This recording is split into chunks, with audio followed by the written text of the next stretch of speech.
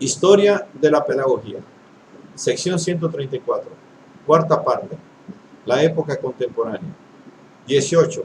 La nueva educación y las reformas escolares en la Europa contemporánea. 120. Las primeras escuelas nuevas. 121. Hermann Lietz y Gustav Winnecke. Esta es una obra de los maestros Abagnano y Bisalbergi. 18. La nueva educación y las reformas escolares en la Europa contemporánea. 120. Las primeras escuelas nuevas. También en Europa se registró entre fines del siglo pasado y los primeros decenios del actual un vasto movimiento de renovación pedagógica. Pero, a diferencia de los Estados Unidos, Europa no tuvo ni una corriente de pensamiento, ni tanto menos una personalidad filosóficamente dominante capaz de dar a ese movimiento una cierta unidad de acción. Antes bien, los elementos que contribuyeron a ella fueron en sumo grado heterogéneos y, en conjunto, los resultados no influyeron sino muy poco en las estructuras tradicionales y los métodos habituales de la escuela europea. La primera contribución, por orden cronológico, sino de importancia, fue la constituida por las llamadas escuelas nuevas, es decir, instituciones escolares de vanguardia fundadas y dirigidas por valerosos innovadores. Sin embargo, sería de mencionar como precursor del movimiento y primer fundador de una escuela verdaderamente nueva, en más de un sentido, al ruso León Tolstoy, 1828-1910, uno de los más grandes novelistas del siglo XIX.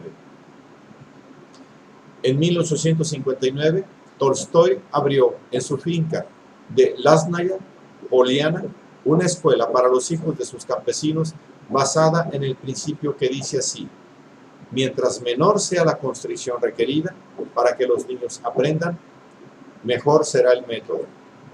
En realidad, este anarquismo pedagógico de Tolstoy, como se le llamó despectivamente, más que en la confianza, en la expansión libre de las potencialidades del alma infantil, se basaba en la desconfianza más absoluta hacia la pedantería autoritaria de los adultos.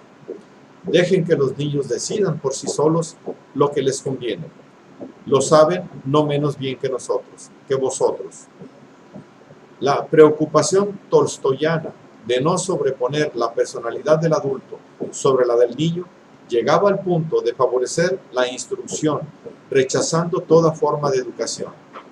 La primera procede de una libre relación entre los hombres, basada en la necesidad, por una parte, de adquirir conocimientos, y por la otra, de transmitir los ya adquiridos, y es una aspiración natural a la igualdad y al progreso del saber. Por el contrario, la segunda, esto es, la educación, pretende forzar al niño a asimilar ciertos hábitos morales y es, en una palabra, una influencia deliberada y coactiva de un individuo sobre otro con el objeto de formarlo a nuestra guisa. De aquí el principio de no intervención en educación, que sería la traducción pedagógica del principio de la no violencia que Tolstoy sostenía como supremo ideal moral y religioso. El maestro debe interesar de veras al alumno sin obligarlo nunca a demostrar un interés que no siente. Todos los alumnos deben tener la misma libertad de escuchar o no escuchar al profesor, de aceptar o no aceptar su influencia, porque solo ellos pueden juzgar si él conoce y ama de verdad lo que enseña. De esta forma, Tolstoy no solo desvalora, sino que vuelve en extremo ardua e importante la función del maestro.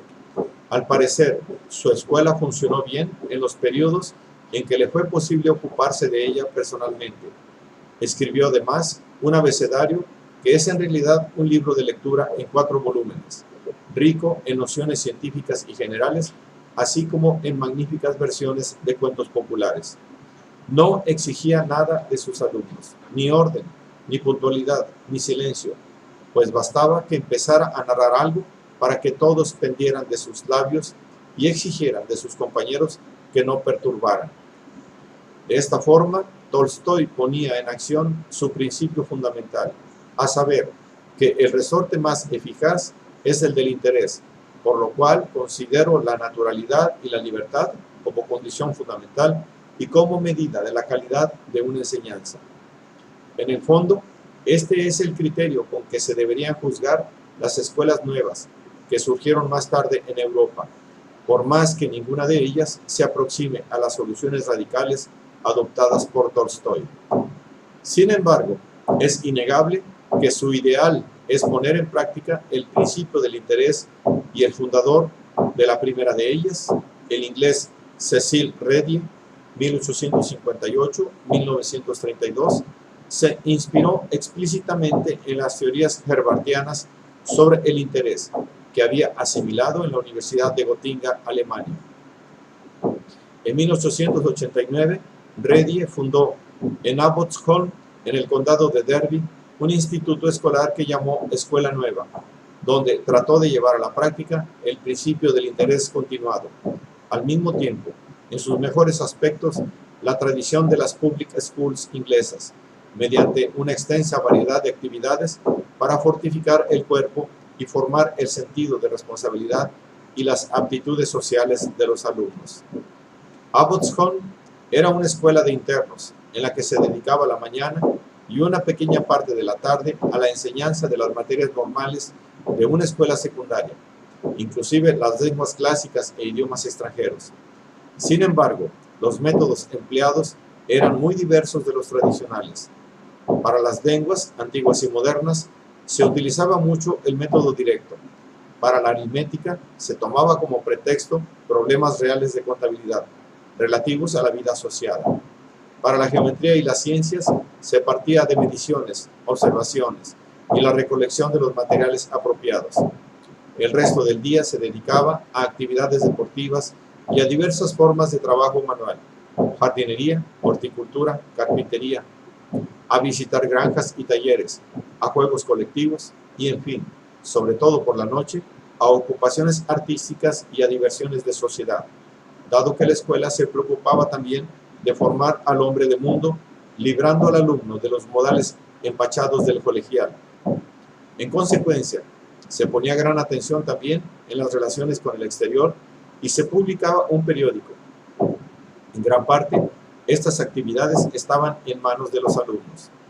Un discípulo de Redier, Haden Badley, fundó una escuela análoga en Bedales, en Sussex, donde además se practicaba la coeducación. Se permitía que los mismos alumnos eligieran a sus jefes y se daba mayor estímulo a los proyectos de investigación personal y asociada.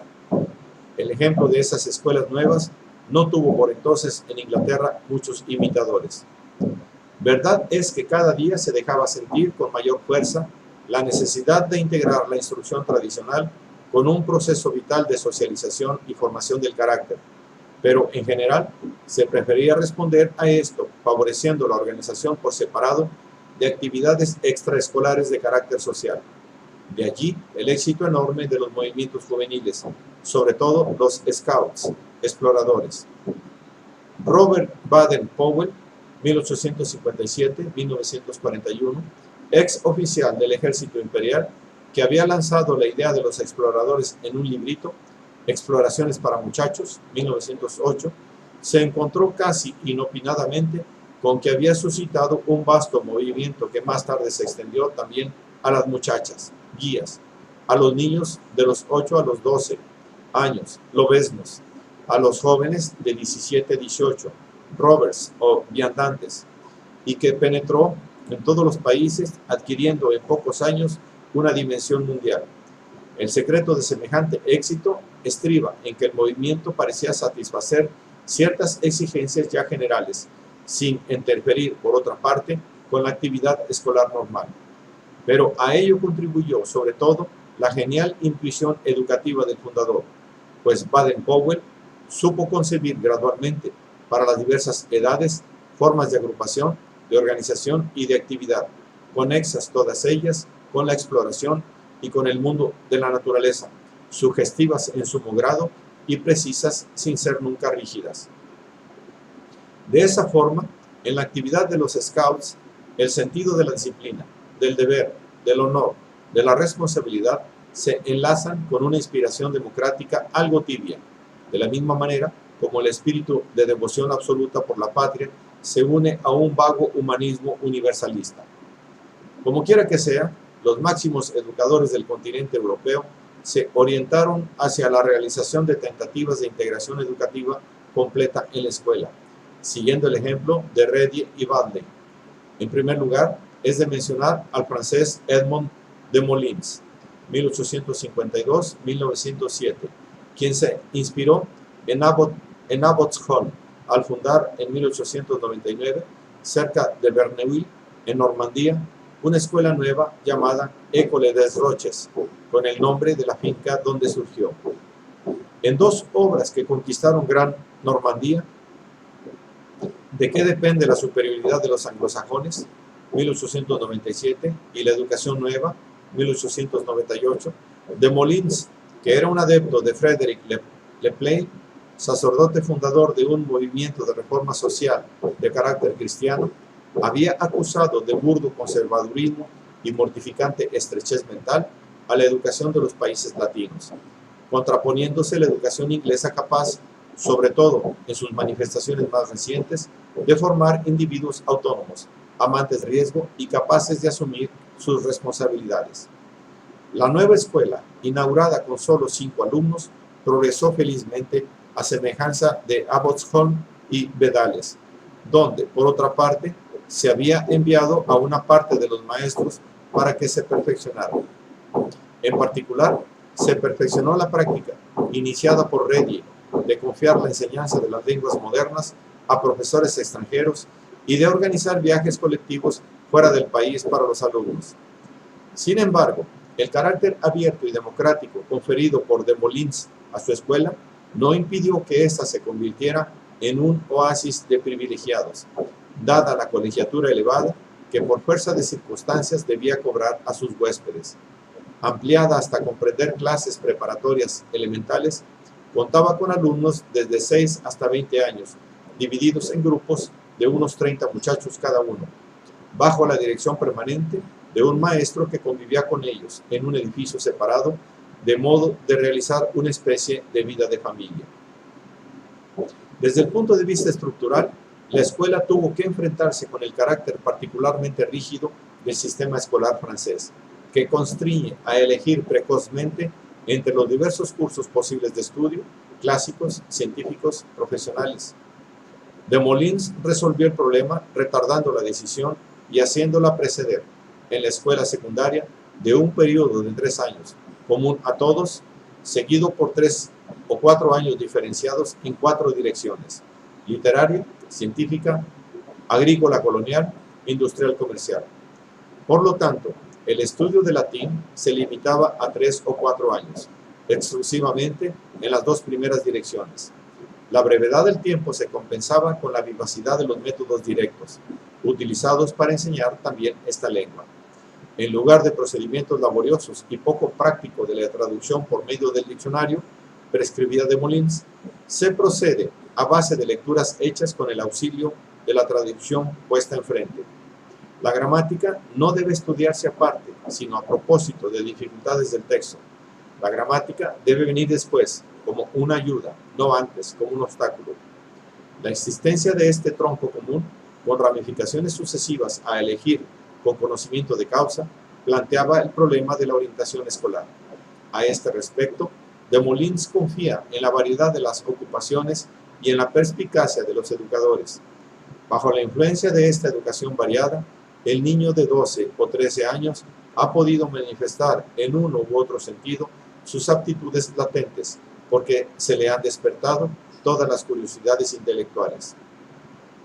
No se le ha confinado en la traducción fatigosa de un texto latino o griego, sino que se le han abierto las vías de acceso a la ciencia y a la vida. Por consiguiente, puede escoger por sí mismo, o sus padres en su lugar, con conocimiento de causa, la vía que mejor le conviene. A la muerte de Molins, la dirección de la escuela pasó a su colaborador Georges Berthier, quien divulgó mucho sus métodos y resultados. 121. Hermann Lietz y Gustav Winiken. En la obra de Cécile Redier se inspiró también el alemán Hermann Lietz, 1868-1919. quien fue enseñante en Abbotsholm y más tarde fundó varios institutos educativos en Alemania, en Ilsenburg, al pie del Harz, en 1898, en Aubinda, Turingia, 1901, en Biberstein, cerca de Fulda, 1904, etc. Estos internados, ubicados por lo común en el campo y organizados de modo de una vida simple y sana de tipo familiar patriarcal, se llamaron casas de educación en el campo. En 1897, Lietz publicó un libro titulado Emlo Hotzba, anagrama o inversión de Abbotsholm. La ironía del azar quiso que la obra y el apostolado de Lietz resultaran efectivamente una inversión del ideal democrático perseguido por Radio, quien se mantuvo fiel a los ideales de Parker y Dewey, de quien era admirador y amigo. Por el contrario, Lietz introdujo en su obra fermentos culturales de otro carácter, mezcla de nacionalismo idealista, culto de los héroes y de la patria, e incluso prejuicios raciales de carácter antisemita. Al igual que Desmoulins, aspiraba a encontrar vagas soluciones religiosas para el problema social, pero además combatía a la socialdemocracia y cultivaba el ideal aristocrático del terrateniente, revestido de un poder a tal punto indiscutible de permitirle asumir actitudes de benevolencia y tolerancia. Estas ideas informaban también sus ideales pedagógicos. En sus memorias comenta como sigue la fundación de Ilsenburg. Se eliminó todo esquematismo, toda forma exterior de constricción. Vivíamos como un terrateniente rodeado de sus hijos, sus hermanos y sus subordinados.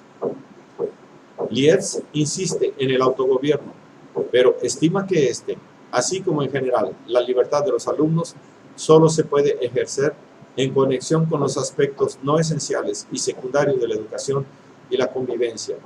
Su lema es, ante lo necesario, unidad, en lo incierto e inesencial, libertad, en todo, amor. Lo necesario es Dios, el espíritu, la patria, la historia. Gustav Wyneken y Paul Heer, sus colaboradores, incapaces de tolerar su autoritarismo, lo abandonaron para ser acusados inmediatamente de no reconocer los derechos del Estado, de la Iglesia, de lo constituido y definido históricamente. Sería un error y una injusticia juzgar a las escuelas de campo solo bajo estos aspectos de conservadurismo nacionalista, ocultos bajo la fachada progresista. Sin embargo, no obstante que educadores del calibre de Ferriere, quien enseñó en ellas, las reconocieran como comunidades escolares en cuyo seno los caracteres pueden florecer libre e individualmente al reparo de toda constricción exterior, un juicio más atento y prudente no puede menos de advertir el carácter visiblemente ficticio e ilusorio de este aspecto de libertad y autonomía que Lietz consideraba como un simple instrumento para los fines de una educación del carácter, entendida esta como acondicionamiento a lo necesario, justo en el sentido que Tolstói reprobaba al rechazar incluso el vocablo educación. Por otra parte, los itinerarios de Wyneken y Heer, posteriormente a su separación de Lietz, son reveladores de la ambivalencia fundamental de este último. Tales itinerarios, terminado el periodo común que empieza con la fundación en 1906 de la Comunidad Escolar Libre de Wickersdorf, cerca de Saalfeld, donde colaboraron durante varios años, se separaron progresiva e irremediablemente. Paul Heer, nacido en 1875, se separó de Wyneken por no compartir su concepto de cultura juvenil, considerada como algo autónomo y casi digno de respeto místico. En 1910 fundó en Oberhambach, cerca de Happenheim, la escuela de Odenwald, que presentaba la estructura fundamental de las casas de educación en el campo, si bien eliminando las desviaciones de tipo nacionalista o conservador. En la escuela de Odenwald, que hospedaba unos 180 alumnos de ambos sexos, se procuraba estimular al mismo tiempo el sentido individual de responsabilidad y el sentido de la comunidad democráticamente organizada. El hecho de que cerca de una quinta parte de los alumnos fueran extranjeros favorecía la formación de un espíritu supernacional de humanidad y justificaba el carácter no partidista de la institución. Al sobrevenir el nazismo, 1933, Paul Heer se refugió en Suiza, donde continuó su actividad pedagógica, fundando primero en Ginebra y después en el cantón de Friburgo una École de Humanité con el mismo plan. Muy diversa fue la trayectoria de Gustav Wyneken, nacido también en 1878, en una revista titulada Der Anfang, el principio, y en una serie de escritos, los más conocidos de los cuales son Escuela y Cultura Juvenil, 1912, que es la cultura juvenil, 1914, La lucha por la juventud, 1920, y Revolución y Escuela, 1924. Mezcló y fundió temas de Stirner, Nietzsche e incluso Darwin, hasta desembocar en una especie de vitalismo irracionalista y estetizante que al mismo tiempo reivindicaba la más plena y total autonomía de las comunidades juveniles y hacía de estas las portadoras naturales de valores absolutos. De tal forma, su repudio del conservadurismo de Lietz era exclusivamente repudio de los aspectos burgueses, guillerminos, moderados, que persistían en la pedagogía del fundador de las escuelas de las casas de campo. Wyneken quiere a sus comunidades libres de todo vínculo estatal, eclesiástico y familiar, no para que se formen en ella hombres verdaderamente libres y desprovistos de prejuicios, sino para que puedan surgir con ímpetu, sin ataduras, las fuerzas profundas e irracionales del alma alemana bajo el amparo del eros divino que liga a los jóvenes con los educadores. Causa pasmo que temas así de oscuros y ambiguos hayan tenido el éxito relampagueante que conocieron en Alemania, pero no se olvide que respondían a las aspiraciones no del todo injustificadas que habían alentado en generaciones de jóvenes como reacción contra el burdo filisteísmo de la burguesía y más tarde contra la hoy incapacidad que las clases dirigentes alemanas habían manifestado en la Primera Guerra Mundial. De tal forma, sobre todo en los decenios segundo y tercero del siglo, aparecieron en Alemania multitud de movimientos juveniles que se esforzaban por evadirse como fuera de la asfixiante atmósfera de la educación oficial. Estos jóvenes, con reuniones, marchas, uniformes, ritos, cantos y en ocasiones ceremonias sugestivas celebradas en el fondo de las vetustas selvas germánicas, se esforzaban por construir una forma de existencia más auténtica, más plena, más suya. Y Wyneken, con su concepto de la cultura juvenil, se convirtió en el principal inspirador de estos movimientos juveniles, sobre todo del bautizado con el poético nombre de pájaros migratorios, que, más que ningún otro, como ha dicho un estudioso de estos fenómenos, fue para los estudiantes alemanes una descarga romántica, un romanticismo del vagabundeo, modelado sobre el ejemplo de los clérigos vagantes de la Edad Media. Wyneken estaba dotado de una de esas personalidades que se suelen calificar de magnéticas. Si a esto se une la natural tendencia infantil a identificarse con un ser más maduro y dotado de cualidades superiores, es decir, con un héroe, se comprenderá que uno de los motivos dominantes de esos movimientos haya sido la mística del jefe, del Führer. Sin que Wyneken haya sido particularmente responsable de ello, estos movimientos juveniles acabaron en gran parte por desembocar, a través de mudanzas sucesivas, en formas de nacionalismo violento que por último suministraron el material humano a la juventud nacional